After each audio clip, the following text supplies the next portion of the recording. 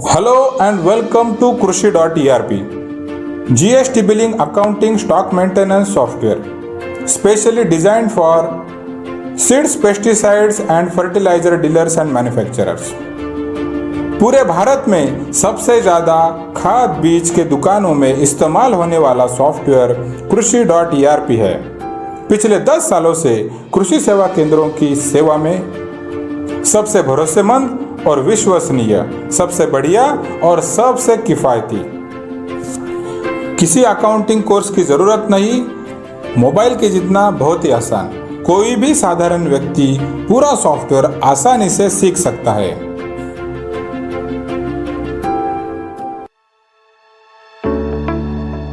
नमस्कार, Krushi.erp में सबका स्वागत है।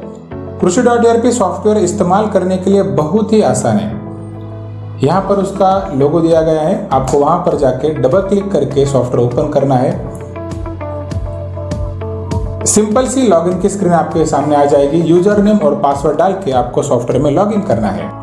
बहुत ही सिंपल ऐसी मेन स्क्रीन आपके सामने आ जाएगी। यहाँ पर परचेस मतलब जो भी हम खरीदारी करते हैं वो परचेस में एंट्री करनी है। सेल्स मतलब जो भी हम बिक्री करते हैं उसकी सेल्स में एंट्री करनी है, कैश क्रेडिट जो भी हो।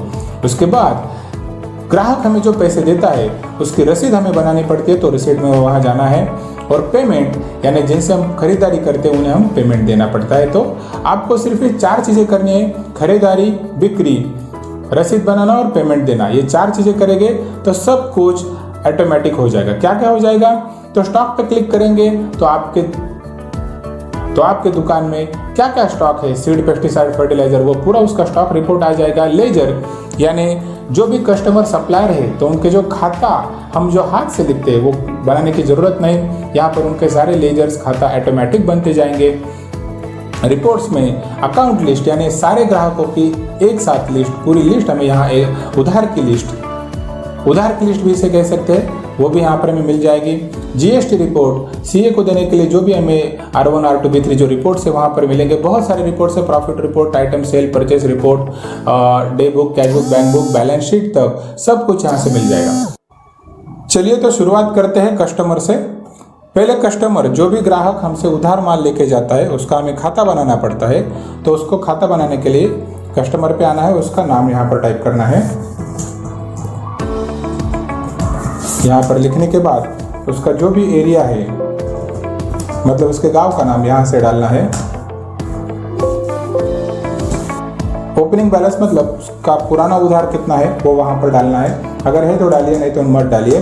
उसका address, mobile number, phone number, ये सारी चीज़ें आप वहाँ से डाल सकते हैं। देखिए बहुत ही सिंपल, कुछ ही सेकंड्स में मैंने कस्टमर की एंट्री कर ली। यानी आपके बहुत सारे अगर कस्टमर्स है तो आप 100-200 कस्टमर तो आधे एक घंटे में डाल सकते हैं। उसी तरह जो आइटम्स है हमारे दुकान में, जो भी आइटम्स हम खरीदते बेचते तो उसकी एंट्री यहाँ से कर सकते हैं। जैसे कि मैं करता हूँ, एक यूरिया की 45 kg की जो बोरी होती है वो वहाँ से सीड है या फर्टिलाइज़र वहाँ से सिलेक्ट कर सकते हैं। उसकी जो भी कंपनी है वहाँ से हम डाल सकते हैं, जैसे कि RCF, उसकी अगर जो कंपनी है मैंने डाली 45 kg पैकेजिंग साइज, नॉस में बेचते हैं। अगर उसको GST 5% है तो CGST या GST 2.5 आ जाएगा।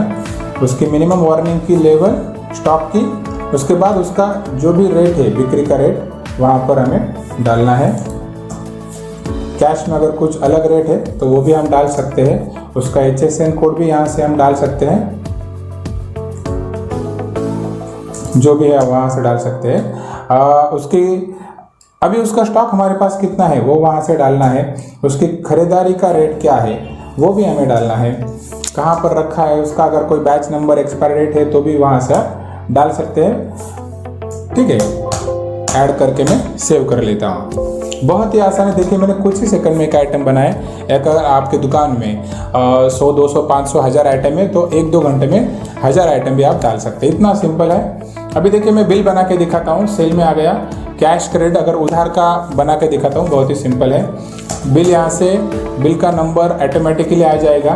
किसको बेचना भी है, सतीश पवार मैंने क्लाइंट लिया तो इनको हमें क्या बेचना है। देखिए मैंने यूरिया यहाँ से सिलेक्ट कर लिया, बहुत ही सिंपल बिल है। क्वांटिटी 1, रेट ऑटोमेटिकली आ गया ठीक है, ऐड किया और सेव किया। देखिए 5-10 सेकंड में पूरा बिल हमारे सामने तैयार हो गया। अभी मैं इसकी प्रिंट भी दे सकता हूँ। प्रिंट साइज आप फुल पेज, हाफ पेज कुछ भी रख सकते हैं। देखिए आपके सामने खूबसूरत सा एक बिल आया है। यहाँ पर आपका डेमो कंपनी की जगह आपके दुकान का, आपके फर्म का नाम आ जाएगा। नीचे एड्रेस, जीएसटी नंबर, आपके जो लोगो है, कस्टमर का नाम, आपने इनवाइस नंबर, डेट, क्या आइटम बेचा, उसका HSN कोड क्या है, उसका batch number, expiry date, quantity, rate, GST कितना उसको लगा, आपके licence number, seed pesticide fertiliser के टर्म कंडीशन आके आपको कस्टमर की सिग्नेचर यहाँ पर लेनी है, खुद सिग्नेचर करनी है। इस तरह से आपका ये बिल तैयार हो चुका है। आप इसे एक्सपोर्ट करके व्हाट्सएप PDF बना के व्हाट्सएप भी कर सकते हैं। देखिए मैं यहाँ पर PDF पे भी यहाँ पर कर सकता हूँ। देखिए कि ये PDF और मैंने किया ये बिल नंबर 1 करके, जो भी है आप उसको बिल को नाम दे सकते हैं।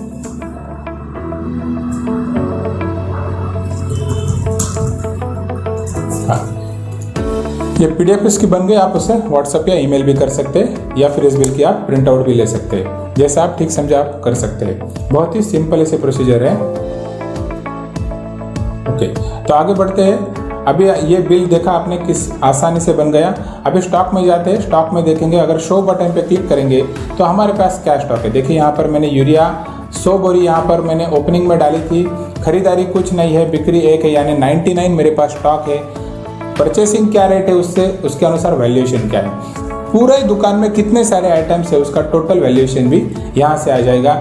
यहाँ पर फिल्टर भी दिए गए हैं, यानी कि आपके पास कितना फर्टिलाइजर है, सिर्फ पेस्टिसाइड का मुझे स्टॉक देखना है या सिर्फ सीड का स्टॉक देखना है, वो आप चूज कर सकते हैं। या फिर यहाँ से कंपनी का भी फिल्टर है कि आप कौन सी कंपनी का सिर्फ स्टॉक देखना चाहते हैं, वो भी देख सकते हैं। या फिर वहाँ एक आपके पास 100-500 आइटम है, उनमें से एक आइटम ढूंढना है तो भी यहाँ पर आइटम नेम से आप ढूंढ सकते हैं। बहुत ही सिंपल है।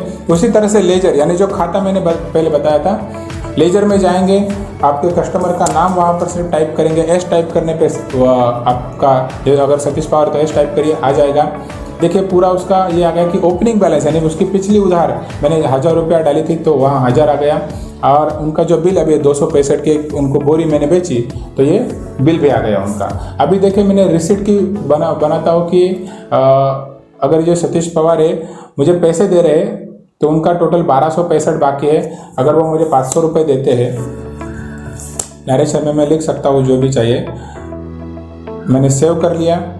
सेव करने के बाद इसकी भी प्रिंट आउट में दे सकता हूँ।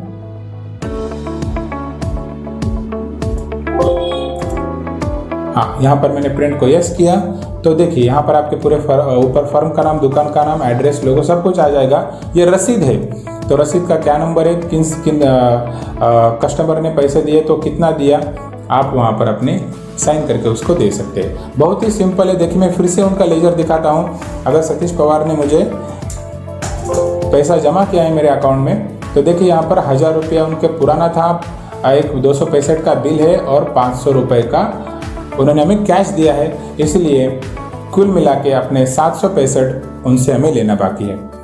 ऐसे ही आप रिपोर्ट्स में जाके अकाउंट लिस्ट में जाएंगे तो पूरे सारे ग्राहकों की टोटल लिस्ट यहाँ पर आ जाएगी। हालांकि यहाँ पर अभी एक एक कस्टमर हमने बनाया है तो यहाँ पर एक एक कस्टमर आ जाएगा। यहाँ पर देखिए टोटल है तो टोटल कितना डेबिट क्रेडिट होकर बैलेंस अमाउंट कितना है, कितने दिन से, यहाँ पर पूरा आ जाएगा। इसी तरह से कस्टमर की जगह हम सप्लायर सिलेक्ट करेंगे तो सप्लायर की लिस्ट, बैंक अकाउंट की, एम्प्लॉयज़ की, एक्सपेंसेस की सारे डिटेल में आ जाएंगे। ओके, यहाँ पर जीएसटी रिपोर्ट है। जो भी जीएसटी आपने इनपुट यानी परचेस का, आउटपुट यानी जो सेल का, और देखिए मैंने जो सेल का भी एक बिल बनाया तो उसका जीएसटी रिपोर्ट भी बन गया यहाँ से कि जीएसटी कितना है, जीएसटी कितना है। इससे आप देखिए नीचे सूचना दी गई है कि Ctrl+X करके एक्सेल शीट में भी इसे एक्सपोर्ट कर सकते हैं। और यहाँ पर आपके सीए को चाहिए, बहुत ही ज़रूरी है, B3 जो कहते हैं कि 5% से कितना खरीदी, 5% से कितना बिक्री, 18% से कितना खरीदी, 18% से कितना बिक्री, ये पूरा का पूरा रिपोर्ट ऑटोमेटिकली आ जाएगा। बहुत सारे रिपोर्ट्स है, प्रॉफिट कितना हो रहा है मुझे, आइटम सेल परचेस रिपोर्ट है, day book, cash book, bank book, balance sheet, बहुत सारे रिपोर्ट्स है। और यहाँ पर आपकी डेटा की सुरक्षा के लिए बैकअप की फैसिलिटी दी गई है। आप अपना बैकअप आप जहाँ चाहे, आपका कोई पेन ड्राइव हो या आप अपने कंप्यूटर पे भी ले सकते हैं या फिर गूगल ड्राइव पर भी यहाँ से ले सकते हैं। मैं आपको एक बैकअप लेके बताता हूँ। सोचिए कि मैं अभी डेस्कटॉप पे एक बैकअप लेता हूँ। ओके पे मैंने क्लिक किया, बैकअप किया और कुछ ही सेकंड में यानी 1 सेकंड से भी कम इससे बैकअप हो गया, यानी आपकी डेटा सुरक्षित हो गई। यानी पूरे दिन का काम होने पर अगर आप ये सिर्फ बैकअप का बटन दबाते तो आपके डेटा पूरे सुरक्षित हो जाएंगे। देखिए, इस्तेमाल करने के लिए बहुत ही ऐसा आसान सॉफ्टवेयर है।